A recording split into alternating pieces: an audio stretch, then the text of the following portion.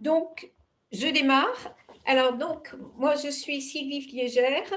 Et donc, comme vous l'a annoncé Fabien Van Gert, je ne sais pas si je prononce bien, nous sommes deux, donc Yanita Andonova et moi-même, à travailler donc, dans le cadre du LABEX ICA sur une recherche qui s'intitule Spectacle vivant et pandémie, quels nouveaux enjeux pour la filière? Alors, quel est un petit peu, avant d'attaquer directement la présentation, quel est un peu l'enjeu de cette recherche? En fait, c'est, premier temps, voir quels ont été les effets de la crise sanitaire sur le secteur du spectacle vivant qui, et on va le voir d'ailleurs dans cette présentation, est probablement l'un des secteurs culturels les plus touchés.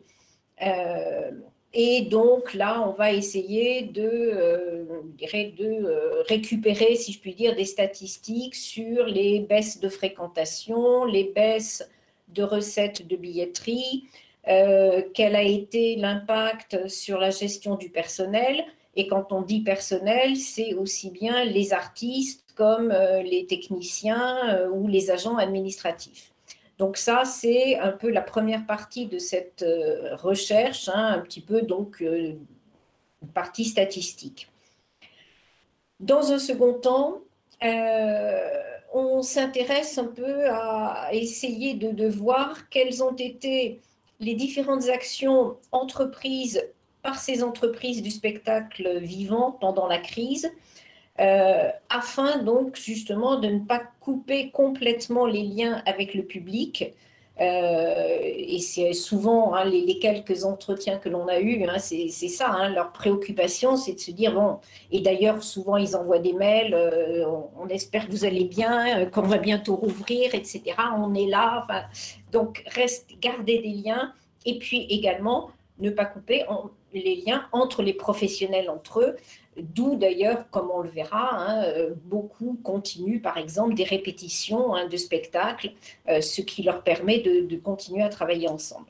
Et donc là aussi, on présentera justement tout à l'heure un petit peu quelles ont été les différentes actions entreprises. Et enfin, troisième temps, c'est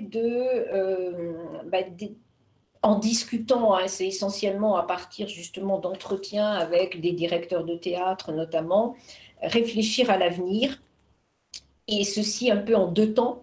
Avenir proche, lorsque les théâtres vont pouvoir réouvrir leurs portes, mais en sachant que je crois qu'il ne faut pas se faire d'illusions, ça ne sera pas dans des conditions totalement normales, entre guillemets, mais probablement avec jauge réduite, etc., avec des conditions. Donc ça, c'est le premier temps, comment ils voient cette réouverture.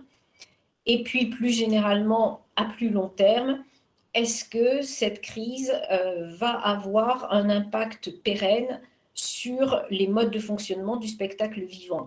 Autrement dit, est-ce qu'on peut imaginer des changements vraiment dans les modes de fonctionnement, ou au contraire, est-ce que finalement ce ne sera qu'une parenthèse et qu'à partir du moment où il y aura réouverture dans des conditions normales, eh bien, la vie reprendra comme avant, sans finalement véritablement se remettre en question. Et donc, par rapport, donc ça c'est la problématique de notre recherche, et par rapport donc à cette problématique en termes de méthodologie, on va à la fois s'appuyer sur une analyse de corpus, c'est-à-dire de documents, des données par exemple du ministère de la Culture, des statistiques sur les fréquentations, etc. Ensuite, il va y avoir une analyse des discours, notamment discours, par exemple, prise de parole de la ministre de la Culture, des communiqués de presse, voire aussi, il y a eu pas mal quand même déjà d'articles dans la presse spécialisée ou même grand public. Une analyse de contenu en partant justement sur les sites web des théâtres, et puis une enquête justement par entretien avec les directions de théâtre, en sachant que notre objectif, c'est d'essayer de toucher les différentes catégories de théâtre, c'est-à-dire bien sûr des théâtres nationaux, des centres dramatiques nationaux, mais aussi des théâtres privés, des compagnies privées, et également sortir de Paris intramuros et essayer d'avoir des entretiens avec des compagnies ou des théâtres sur l'ensemble de la France. Enfin, alors, en sachant que c'est pas si évident que ça pour avoir actuellement des entretiens, mais c'est en tous les cas, c'est l'objectif. Alors, donc ça, c'est le cadre général de cette étude pour le LabEx-ICA. Alors aujourd'hui, ben, on va quand même rester un petit peu, j'allais dire, un peu dans ce même cadre. Et pour cette présentation, il y aura 3 temps. Dans un premier temps, justement, on va vous présenter quelques statistiques concernant donc les pertes qu'ont enregistrées les institutions de spectacle vivant, et pertes aussi bien en termes de baisse du nombre de spectateurs, baisse des recettes de billetterie, nombre de spectacles annulés, reportés, etc. Et selon quoi, les données que l'on a déjà, mais avoir quand même déjà quelques points statistiques. Dans un second temps, eh bien, justement, on va évoquer quelles ont été déjà les mesures prises par le ministère de la Culture pour venir en aide à ce secteur. Et ce que l'on va mettre en avant quand même, c'est que ces mesures ne touchent pas toutes les institutions de la même manière. Et là, c'est déjà une piste que l'on va creuser, mais que l'on va évoquer, c'est que l'on peut craindre quand même une certaine inégalité entre les différents acteurs culturels et voire, je dirais, le creusement d'un fossé entre des acteurs qui ont une position reconnue et sont plus ou moins, mais sont subventionnés, et ceux qui sont totalement indépendants, autonomes, dont la survie nous paraît très fragile. Donc ça, c'est le deuxième temps. Et troisième temps, eh bien, on évoquera donc certaines dispositions qui ont été prises par les théâtres pendant cette période de confinement, donc au printemps notamment, et puis à l'automne et l'été. Et on verra justement que l'été a peut-être été un peu l'opportunité de prendre un peu des actions justement à l'extérieur, aller à la rencontre du public, etc. Mais donc tout ça, pour les exemples que l'on a eus, en sachant que ces actions, justement, que l'on va évoquer, nous ont été présentées par certains interviews qu'on a quand même réussi à réaliser avec des directeurs de théâtre, comme notamment le Théâtre national de l'Odéon, on a eu aussi le Théâtre national de Strasbourg, le Théâtre de la ville de Paris, et une petite compagnie indépendante qui est donc sur la région Nouvelle-Aquitaine et qui s'appelle La Nuit te soupire, tout un programme. Et donc, ça c'est... Donc, chacun nous a fait part un peu de ses expériences. Et puis aussi, on va témoigner à partir d'articles que l'on a vus dans des magazines ou la presse, etc. Ou aussi lors des tables rondes réalisées notamment justement en collaboration entre le magazine Télérama et le Théâtre de la Ville. Il y a eu plusieurs tables rondes et des échanges. Et donc, ça nous a permis d'avoir quelques expériences. Alors, en gros, ces actions, d'ores et déjà, mais bon, ce sera développé, mais il y a deux grandes composantes, soit des actions à distance, c'est-à-dire via le numérique, streaming, des retransmissions audiovisuelles, donc ça s'est développé, Et puis, et notamment justement pendant, comme je le disais, la période de l'été, etc., des actions visant à aller au-devant du public, que ce soit par exemple dans les EHPAD, dans les lycées, dans les hôpitaux, pour présenter justement des spectacles ou des lectures ou des ateliers, etc., mais donc là en live. Donc voilà un peu donc trois temps. Et donc, je vais commencer par le premier, quelques statistiques sur les pertes du spectacle vivant. Alors là, on va partir de l'Europe pour passer au niveau national et ensuite on évoquera justement quelques théâtres particuliers qui nous ont fait part justement de leurs statistiques. Donc c'est un peu décroissant. Alors, il y a eu un rapport européen qui a été publié donc en janvier 21 et donc selon ce rapport d'audit, le chiffre d'affaires du secteur culturel, alors pris dans sa globalité, aurait baissé de 31,2% par rapport à 2019. Donc 2020 par rapport à 2019.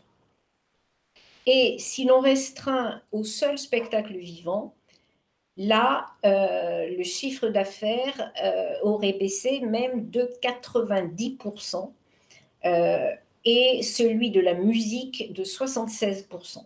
Donc on voit effectivement, quand j'évoquais en introduction que le spectacle vivant était certainement le plus touché, déjà, même au niveau européen, hein, ce n'est pas spécifique à la France, c'est clair que la baisse est quasiment 3 fois, pas tout à fait, mais presque 3 fois plus forte. Au niveau français, deux sources. Il y a eu un rapport du Sénat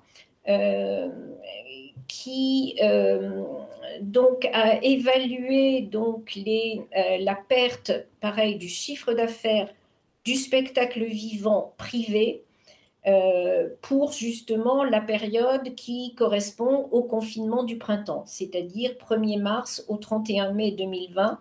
Et pour cette seule période donc de 3 mois, il a été évalué donc que ce secteur, donc le spectacle vivant privé, aurait perdu 590 millions d'euros de chiffre d'affaires. Ensuite, il y a eu une étude qui vient de sortir là aussi en janvier, hein, qui s'intitule « Impact de la crise sanitaire sur l'évolution des chiffres d'affaires enregistrés dans le champ de la culture » pour l'année 2020, et donc c'est donc issu du ministère de la Culture. La première, donc ils ont fait une estimation, en fait non, c'est plus qu'une estimation, c'est des chiffres réels sur les 9 premiers mois de 2020 comparés aux mêmes 9 premiers mois de 2019, et ils ont fait une estimation, là les chiffres n'étaient pas encore définitifs, puisque janvier 21, c'était un peu juste, sur l'ensemble de l'année 2020 par rapport à l'année 2019. Donc, tout d'abord, le champ culturel dans sa globalité, sur les 9 premiers mois de l'année 2020, la perte de chiffre d'affaires aurait été de 15% par rapport aux 9 premiers mois de 2019. Et sur l'ensemble de l'année 2020, là c'est une estimation, il considère que ce devrait être de l'ordre de 16% par rapport à l'ensemble de l'année 2019.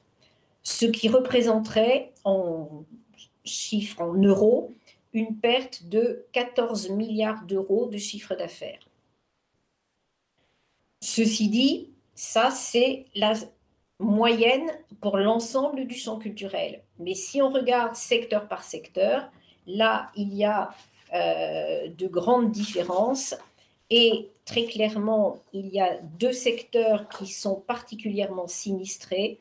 C'est justement le spectacle vivant et la projection cinématographique. À savoir que le spectacle vivant, lui, aurait perdu sur les 9 premiers mois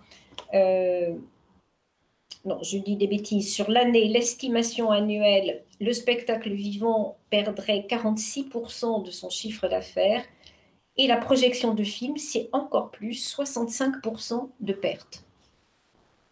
Alors, puisque notre zoom, si je puis dire, hein, c'est le spectacle vivant, pour le seul spectacle vivant, les chiffres là, que l'on connaît, hein, ce n'est pas une estimation, sur les 9 premiers mois 2020, la baisse a été de 39% par rapport aux 9 mêmes mois de 2019. Et donc, estimation de perte de 46% sur l'ensemble de l'année. Alors, en plus, je pense que cette estimation est plutôt sous-estimée dans la mesure où ce qui a été pris en compte, ce sont les activités de spectacle vivant marchand.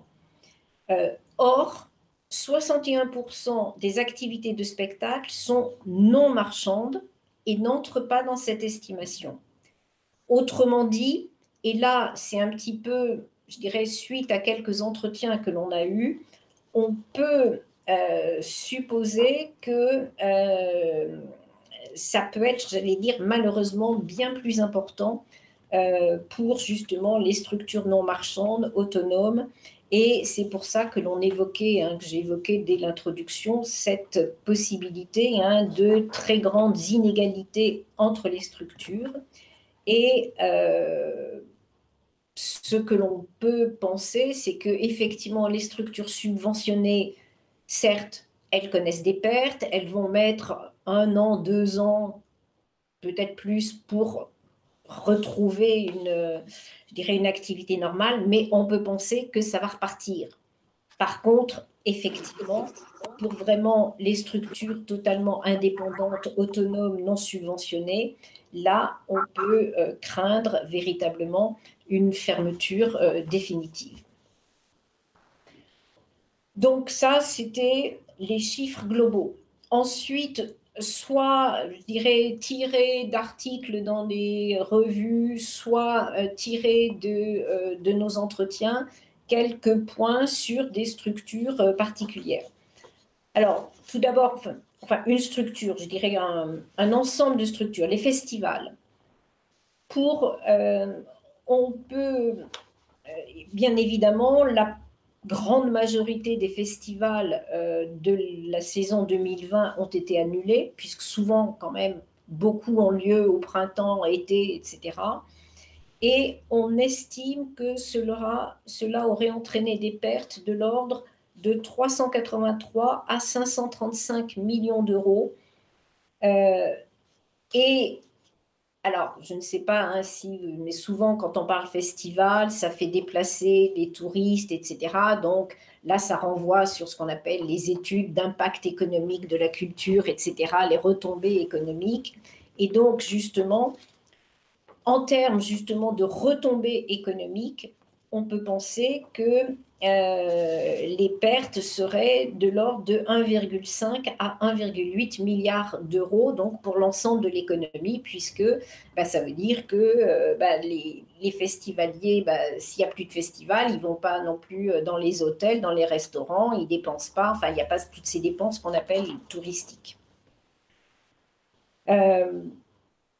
Concernant le secteur de la musique, le président donc, du Centre national de la musique a indiqué que les pertes de chiffre d'affaires et de revenus pour le spectacle vivant, donc musical, mais toute catégorie confondue, hein, pas un type de musique, ces pertes pourraient atteindre entre 1,7 et 2 milliards d'euros en 2020. Le directeur de la peut-être plus prestigieuse institution, hein, l'Opéra de Paris, qui était, donc là, c'était encore les propos de Stéphane Lissner, hein, comme vous le savez, la direction vient de changer, hein, l'Opéra de Paris, donc c'était Stéphane Lissner qui confiait que, et là je reprends hein, ces termes, que son établissement était à genoux avec 45 millions d'euros de dettes suite aux annulations de représentation, liées bien sûr à l'épidémie Covid-19, mais aussi, ce qu'il faut savoir, c'est qu'il y avait eu déjà dès janvier, enfin même peut-être un peu avant, des grèves, etc. Bref, l'Opéra de Paris a véritablement, hein, comme il dit, ils sont à genoux, hein, là je cite l'expression. Un théâtre national de Strasbourg, où là, donc là, c'est véritablement suite à un entretien que l'on a eu en direct avec Stanislas Nordet et qui nous a donné donc des statistiques. Hein, ils estiment qu'ils auraient perdu 950 000 € de produits qui se décomposent en 400 000 € de pertes de recettes de billetterie et 530 000 € de pertes de recettes de tournée et perte de recettes domaniales. D'où, en gros, hein, en arrondissant, à peu près 950 000 € de pertes. Tout en sachant que, comme il l'annonce, en compensation, les charges ont diminué de 1,9 million d'euros, et ceci grâce aux aides de l'État et aussi aux baisses des coûts de production. Puisque, effectivement, quand c'est au ralenti, ben, on peut penser qu'il y a certaines charges, hein, qui disparaissent. Donc, les deux combinés, aide de l'État plus baisse des coûts de production, auraient finalement permis de diminuer ces charges de 1,9 million d'euros. Mais ces charges ont augmenté par ailleurs de 1 million d'euros en raison des surcoûts liés à la crise sanitaire, du fait donc du maintien de la rémunération des artistes et techniciens intermittents. Autrement dit, ça veut dire qu'ils n'ont pas licencié les artistes et les techniciens intermittents, mais ils ont continué, et ça a représenté 700 000 €. Et également en raison donc du financement d'une action, et là on va vous le développer ensuite, d'une action qu'ils ont entreprise pendant l'été, qui s'appelle donc, je ne sais plus, action estivale pour l'été, enfin bon, on vous redonnera le titre exact, traversée de l'été du TNS, pardon, voilà le titre, où ils ont justement été au-devant des populations, hein, donc on vous le précisera, et ça a coûté 316 000 €. Donc, là, c'était donc en termes financiers les pertes du Théâtre national de Strasbourg. Concrètement, en termes de spectacles, 47% des spectacles qui étaient programmés ont été annulés, à savoir 52,4% des représentations. Et par contre, pour les représentations qui ont quand même pu se tenir, malheureusement, la jauge mise à la vente était de 48,6%. C'est-à-dire que de toute façon, ils ne pouvaient pas remplir la salle et les recettes étaient évidemment inférieures à ce qu'ils pouvaient avoir. Donc ça, c'était le Théâtre national de Strasbourg.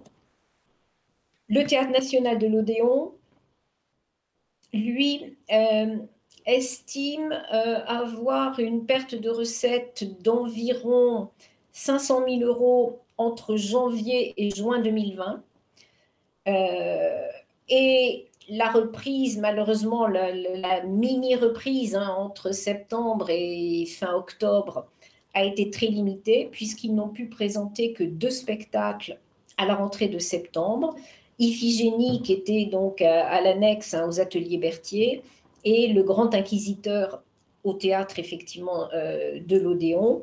Mais évidemment, ces spectacles, avec des jauges plus faibles, à savoir pour les ateliers Berthier, c'était 342 places au lieu de 440. Alors là, vous allez me dire, ben, c'est pas moitié, ils ont triché. En fait, ils ont complètement refait la salle et limité la scène au maximum, ce qui fait qu'il y avait bien une place sur 2, mais une scène, c'était quasiment un couloir au milieu, hein. Il y avait toute une autre mise en scène, ce qui leur a permis de gagner quand même quelques places. Enfin, c'est quand même une centaine de places de perdues. Et pour la grande salle de l'Odéon, eh bien, c'était 447 places au lieu de 780. Le théâtre de la ville, quant à lui, là, on n'a pas de chiffre financier, mais un chiffre global sur la capacité d'accueil. Et donc, on voit qu'ils ont perdu presque la moitié de cette capacité, puisqu'ils seraient passés de 200 000 places à 120 000 places, avec justement en raison de la mise en place de la jauge pour respecter justement la distanciation.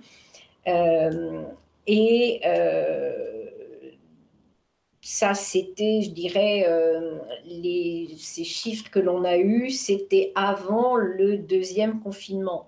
Donc, on peut penser que les résultats réels seront encore plus défavorables, puisque effectivement, il y a eu donc puisqu'on a rencontré le directeur, ça devait être fin septembre ou tout début octobre, donc il n'était pas encore question justement du deuxième confinement.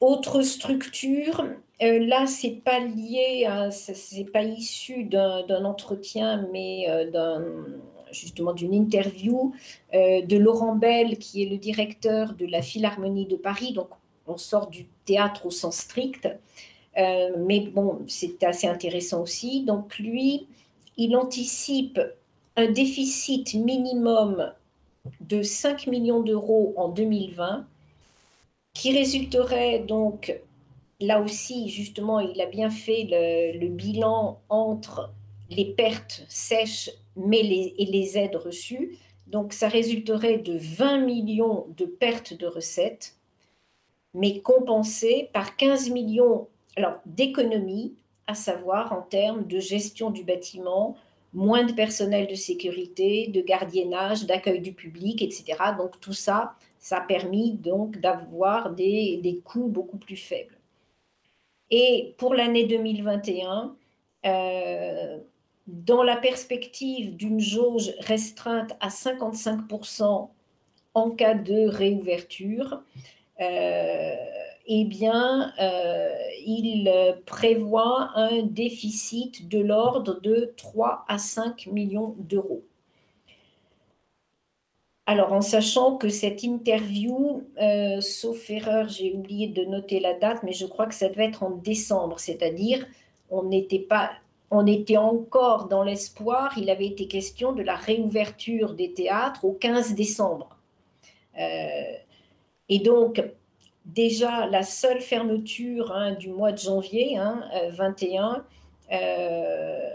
devrait entraîner un déficit de 2 millions d'euros avec remboursement des orchestres, puisqu'effectivement, la Philharmonie avait prévu des spectacles pour janvier 2021. Donc, ça veut dire c'est pas possible, donc il faut rembourser les orchestres, même leurs déplacements, les hôtels, etc., en raison de cette fermeture. Donc, pour terminer, donc voilà quelques chiffres. Pour terminer, ce que l'on peut dire, et ce que je laissais déjà entendre, c'est que, a priori, on peut penser quand même que les institutions subventionnées et qui sont, je dirais, répertoriées officiellement, même si elles ont subi et vont subir encore, c'est pas fini, de lourdes pertes financières, elles devraient survivre grâce justement quand même aux aides mises en place par le ministère de la Culture. Et puis aussi, je ne sais pas s'il faut dire grâce, mais en raison quand même d'une diminution de leurs frais fixes pour cause de fermeture. Alors, ceci dit, cette diminution des frais fixes, tout dépend sous quel angle. Évidemment, si on regarde sous le seul angle coût de gestion des entreprises, effectivement, on va dire que c'est du plus. Si on se met du côté du personnel, c'est pas forcément du plus, puisque ça veut dire peut-être travail partiel, voire licenciement, ou chômage partiel, etc., pour justement le personnel, accueil du public, le personnel au guichet, etc., etc. Et par contre, les artistes indépendants, autonomes, de même que les auteurs, ce n'est pas notre domaine, mais je crois qu'il ne faut pas les oublier, vont très certainement souffrir beaucoup plus de cette crise et on peut craindre des abandons de leur activité car ils ont beaucoup moins d'aide. Donc voilà le premier, oui, bon, il faut peut-être que j'accélère, le premier point sur donc quelques statistiques. Deuxième point, les aides de l'État. Alors là, en fait, éventuellement, on pourra faire suivre. Hein, je m'inspire d'un document notamment diffusé par le ministère de la Culture. C'est un document de synthèse qui récapitule les mesures d'aide à la fois pour le théâtre, l'art de la rue et les marionnettes. Donc, cette synthèse donc, distingue d'abord 5 grandes catégories de structures, à savoir les structures de production ou diffusion qui sont subventionnées, les structures de production-diffusion non subventionnées, les compagnies, les artistes ou techniciens intermittents et les auteurs. Et donc, il y a d'abord une liste effectivement de mesures générales qui sont prises.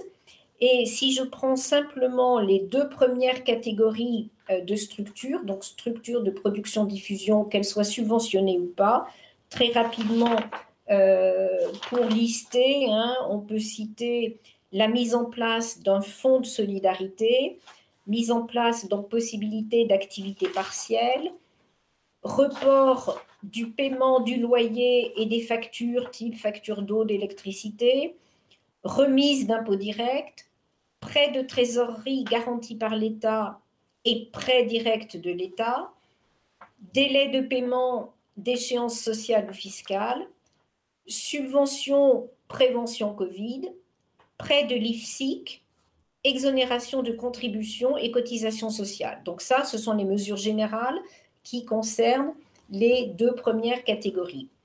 Et outre ces mesures générales, il y a des mesures spécifiques qui ont été mises en place, et notamment pour les structures non subventionnées, les compagnies et les auteurs. Alors, ces mesures spécifiques, il y en a 5. Tout d'abord, un fonds d'urgence pour le spectacle vivant privé. Donc, comme le titre l'indique, ça concerne les exploitants de théâtre privés non subventionnés sur fonds publics et les entreprises de spectacles de théâtre. Et ça consiste en une prise en charge d'une part des charges fixes. Alors, c'était d'abord prévu pour le premier confinement et ça a été à nouveau relancé. Deuxième mesure, c'est un fonds de compensation du spectacle vivant et c'est une compensation billetterie. En gros, le taux de compensation varie de 20 à 40% des recettes réalisées selon le taux de fréquentation des représentations déclarées.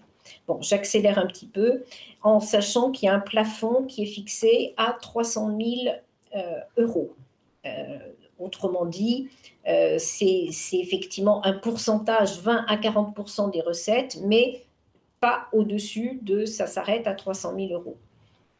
Troisième mesure spécifique, c'est un fonds de compensation, annulation 15%. Donc là, c'est une compensation qui est calculée à hauteur de 15% du montant hors taxe des contrats de cession des représentations annulées. Et là aussi, avec un plafond de 100 000 euros par entreprise attributaire.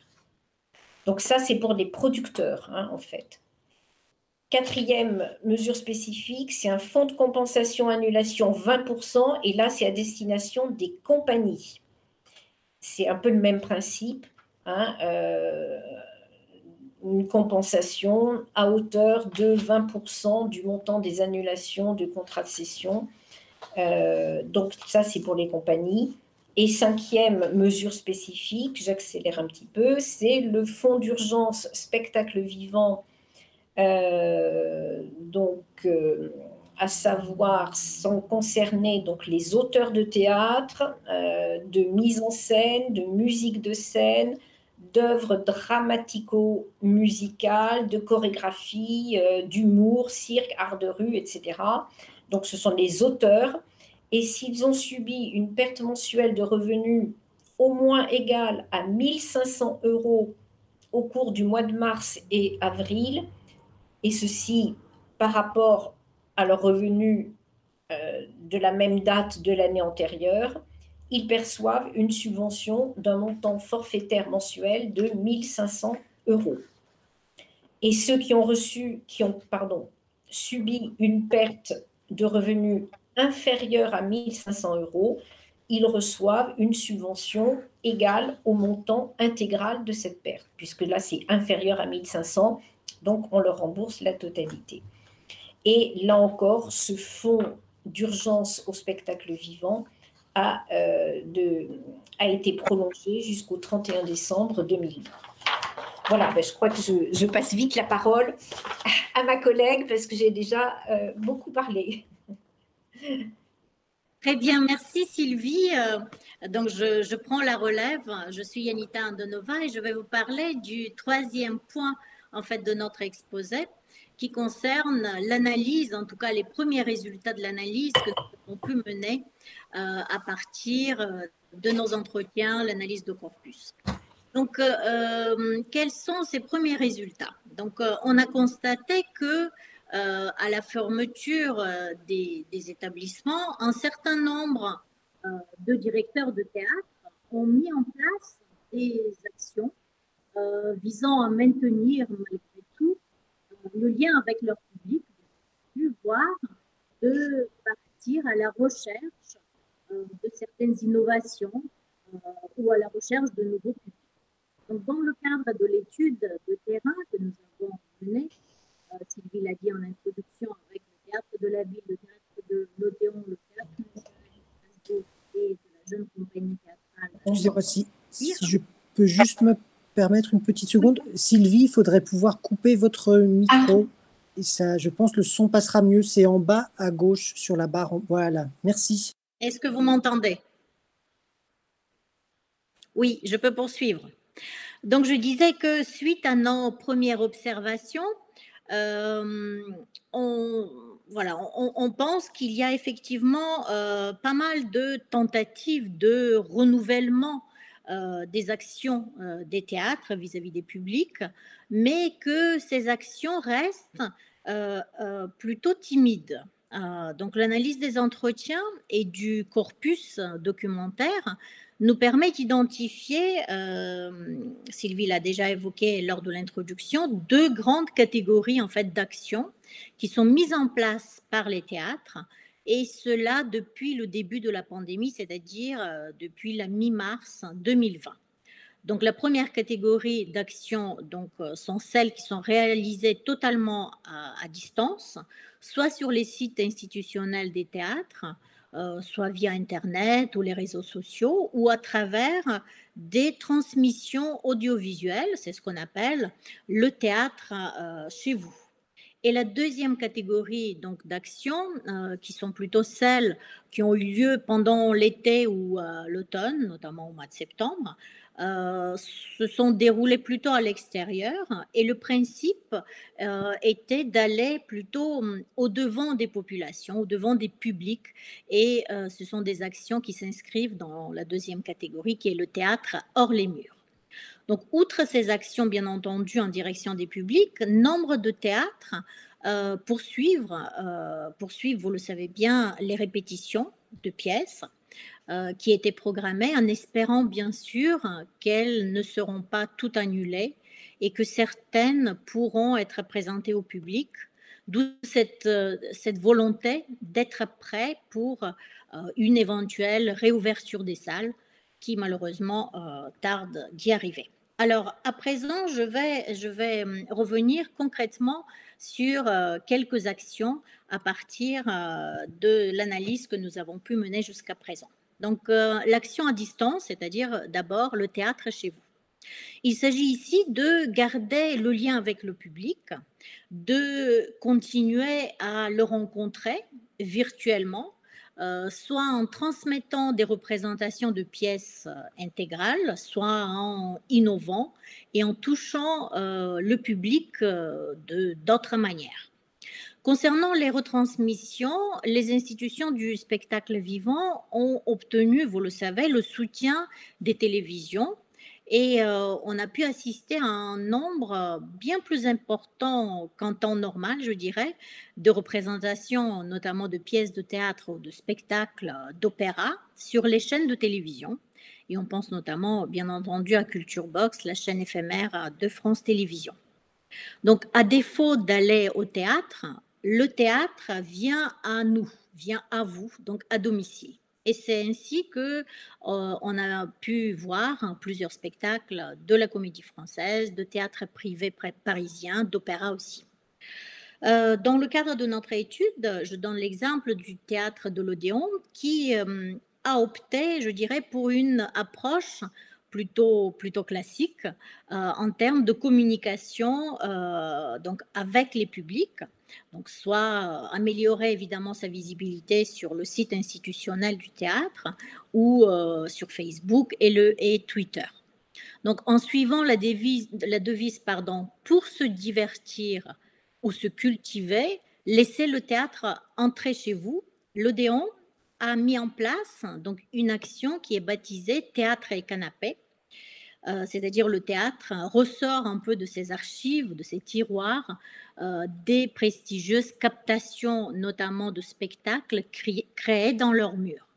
L'école des femmes, Misanthrope, Tartuffe et d'autres mises en scène, notamment par le directeur du théâtre, sont en libre accès, sans limitation de durée, sur le site en fait du théâtre. Donc, peu importe le lieu d'habitation, peu importe où le public se situe, il peut découvrir ces représentations de son canapé. Donc, outre cette retransmission, qui reste assez classique, je dirais, en termes de contact avec les publics, on assiste aussi à des innovations de la part de certaines institutions. Je pense notamment à la Comédie Française, qui a organisé la lecture, notamment par les comédiens de sa troupe, à la recherche du temps perdu de Proust et que vous pouvez également suivre sur Facebook, mais aussi le Théâtre de la Ville qui a organisé dès le premier confinement des consultations poétiques. Et ça, c'est une originalité et qui, d'ailleurs, une action qui fonctionne extrêmement bien par la suite, c'est-à-dire le spectateur s'inscrit sur le site du théâtre pour une consultation qui dure environ une vingtaine de minutes. Donc, c'est une consultation au téléphone et avec un comédien et qui est évidemment préparé et rémunéré pour cette activité. Donc, le comédien interroge la personne sur sa manière, ou en tout cas sur sa manière de vivre le confinement, son environnement, et selon ses réponses, lui suggère, lui conseille un poème et le lui lit à haute voix. Donc le comédien demande ensuite au spectateur d'apprendre le poème, de le dire tous les matins et de le réciter à une personne aimée. Donc ainsi, une centaine à peu près d'artistes ont accepté de participer à ces échanges qui sont des échanges inattendus, c'est-à-dire en quelque sorte des prescriptions, des remèdes poétiques et qui connaissent un franc succès. À partir de ce modèle, les consultations scientifiques, cette fois-ci, ont vu le jour plus récemment, depuis décembre 2020, dans le cadre du programme Arts et Sciences. Et c'est ainsi, en fait, que le Théâtre de la Ville garde le contact avec son public depuis maintenant près de 1 an. Donc, je vais essayer d'accélérer ma présentation pour revenir sur un aspect qui nous semble important, en tout cas par rapport aux premiers résultats de notre étude. C'est la place ambiguë du numérique, c'est-à-dire il existe, et ça on est tout à fait consciente, lors des entretiens on l'a très bien identifié, il existe des résistances. Plusieurs directeurs artistiques nous ont confié qu'ils appréciaient évidemment les opportunités offertes par le numérique, les réseaux sociaux, mais qu'ils essayaient au maximum de résister à sa généralisation, c'est-à-dire notamment la généralisation de la captation des œuvres et au tout numérique. Pourquoi? Il y a plusieurs raisons que je ne pourrais pas développer ici, mais d'abord peut-être car le rapport au temps est différent. Les temporalités ne sont pas identiques quand on regarde un spectacle dans la salle et quand on est devant son écran. Deuxièmement, deuxième élément, c'est car sans public, vous vous en doutez, présent dans la salle, le silence, le rire, le bruit évidemment de la salle ne sont pas les mêmes pour les artistes. Donc ce sont que deux éléments à creuser bien entendu dans l'analyse que nous allons poursuivre, mais qui sont importants d'évoquer ici. Notamment Anthony Thibault, qui est le directeur artistique de la jeune compagnie théâtrale La Nuit te soupire, qui est porteur notamment du label Jeunes Textes en Liberté, nous disait qu'il continue à privilégier la rencontre physique avec son public, dans les lycées par exemple. Donc il dit oui aux outils numériques, non en revanche à la captation des spectacles. Je poursuis avec la deuxième catégorie qu'on a identifiée tout à l'heure, d'actions mises en place par les théâtres et qui concerne cette fois-ci le théâtre hors les murs. C'est-à-dire plusieurs théâtres se sont engagés, comme vous le savez, dans le dispositif L'été culturel et apprenant, en proposant dans leurs locaux et hors les murs surtout, en large programme d'actions artistiques et culturelles à destination des différents publics, anciens et nouveaux, c'est-à-dire à la fois adressés aux jeunes, aux seniors, au personnel notamment de la santé aussi. Donc des représentations qui se déroulent en plein air, dans les rues, sur les parvis des hôpitaux ou dans les EHPAD, et qui prennent des formes diverses, des répétitions ouvertes, des ateliers philosophiques ou d'écriture. Donc le théâtre se déplace cette fois-ci vers ses publics. Et là, on constate véritablement un nouveau rapport au territoire, nous disait notamment Stanislas Nordet, qui est directeur du Théâtre national de Strasbourg, et qui a tout de suite pu mettre notamment en place le dispositif dont parlait tout à l'heure Sylvie, la traversée de l'été. Donc qui déjà a réussi à rassembler une quarantaine d'artistes, nous disait-il, et plus d'une centaine de rendez-vous ont eu lieu. Donc ils ont joué les spectacles dans la ville, dans les villages, sur la place publique, dans les EHPAD, dans les centres de loisirs, l'idée étant de faire rentrer physiquement la culture dans ces lieux. Et sa ligne directrice, je le cite, un accès à l'art ouvert à tous, surtout à ceux qui sont privés de vacances, évidemment, était un franc succès. Donc il y a cette notion de solidarité notamment qui est importante puisque ces représentations étaient gratuites pour le public, mais les comédiens et les techniciens évidemment étaient rémunérés. Donc il y a plusieurs initiatives de ce type-là et je ne pourrais pas les développer malheureusement ici, mais qui existent, qui prolifèrent dans cette période de crise sanitaire. Alors je vais aller un petit peu plus vite vers notre conclusion qui est en fait qui sont plutôt des pistes de réflexion sur lesquelles nous allons approfondir encore notre recherche. Donc il est trop tôt de dire, de tirer de conclusion puisque l'impact évidemment de la crise sanitaire sur le spectacle vivant viendra un petit peu plus tard. Mais ce qui est important pour le moment, c'est que nous n'avons pas constaté, on peut le dire, de virage stratégique au niveau des théâtres, ni sur le modèle économique, ni sur le plan plus organisationnel des théâtres. Ce qui paraît évident en revanche est que le spectacle vivant est l'un des secteurs culturels les plus touchés par cette crise. Et l'on peut craindre, Sylvie l'a évoqué aussi tout à l'heure, une montée des inégalités entre établissements de ce secteur. C'est-à-dire à la fois, d'une part, on a les structures qui sont reconnues par les pouvoirs publics au niveau national comme local, et qui sont subventionnés en partie et qui devraient pouvoir reprendre une activité normale, même si elles mettront probablement plusieurs années pour retrouver leur niveau de chiffre d'affaires. Mais il n'est pas encore certain qu'elles reprennent leurs activités exactement selon les mêmes modes de fonctionnement.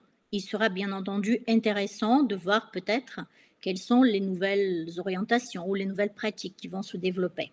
Est-ce qu'on va raccourcir notamment les délais entre la programmation et les représentations? Va-t-on prolonger notamment la durée des diffusions des spectacles? Est-ce que ces derniers vont-ils davantage s'échanger entre les théâtres? Et quel est l'avenir aussi des festivals? Ce sont des questions qui mériteraient d'être approfondies très rapidement. Deuxièmement, deuxième type de structure, donc les petites structures plutôt qui sont indépendantes et qui ne bénéficient pas de soutien public et qui sont probablement en grand danger. Et le statut de ces petites structures est sans doute à revoir, de même que les modalités d'octroi d'aide publique. Peut-on, et peut-être faut-il d'ailleurs, en amont réaliser un véritable travail, un travail de recensement de toutes ces structures?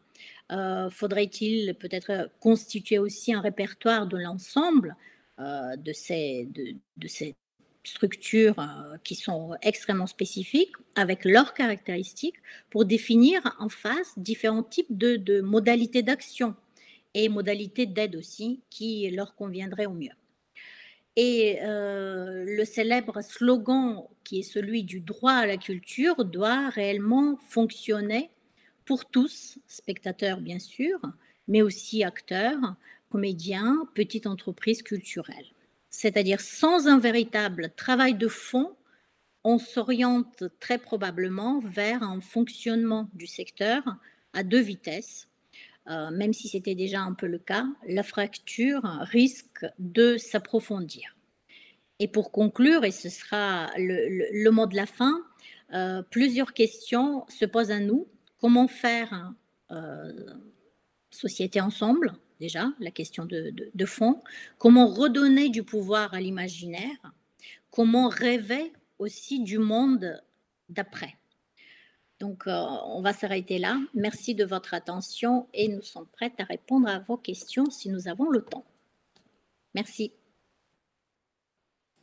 Merci beaucoup pour cette présentation très riche et cette description très précise du coup de la situation qui est assez effectivement des résultats tout à fait inédits qu'on connaissait assez peu. Alors peut-être Yanita, juste il faudrait couper votre micro sinon on va s'entendre en écho. Voilà, on a eu quelques petits témoignages dans le chat. Alors plus que des questions, des témoignages que je vous transmets un peu directement. Autour notamment des difficultés qu'a mentionné Sylvie au début, des difficultés des salles de théâtre et tout particulièrement les plus petites, avec des risques de rachat des plus petites salles qui sont peut-être plus tellement rentables. Enfin, en tout cas, c'est des craintes qui sont évoquées dans le chat. Alors, c'est plus des observations que des questions. Aussi, sur votre deuxième partie de votre présentation, effectivement, de Yanita, Cyril, dans le chat, nous indiquait que lors du concert du Nouvel An 2021 à Vienne, les organisateurs avaient proposé aux internautes d'applaudir en direct à la fin de chaque partie du concert et que les musiciens, on sentait qu'ils avaient été assez émus. Donc du coup, voilà, effectivement, il disait que peut-être qu'il faut aller aussi dans ce sens-là, sans doute, dans le futur, avec des possibilités d'utiliser des lunettes VR, enfin voilà, plein de choses. Effectivement, il y a plein de pistes qui s'ouvrent à nous pour le futur. En tout cas, il faudra continuer votre enquête et vous nous direz effectivement ce qu'il en est. Alors, je ne sais pas quand se finalise votre enquête, du coup, mais on serait très intéressé de connaître du coup les résultats et d'en savoir un petit peu plus sur cette recherche fascinante à plus d'un titre. Merci beaucoup en tout cas pour votre participation. On n'a pas tellement le temps là du coup pour des questions, mais merci beaucoup en tout cas et on attend avec un véritable intérêt ce qui vient après les conclusions de votre enquête. Merci beaucoup à vous et donc à très bientôt. Merci, au revoir à tous.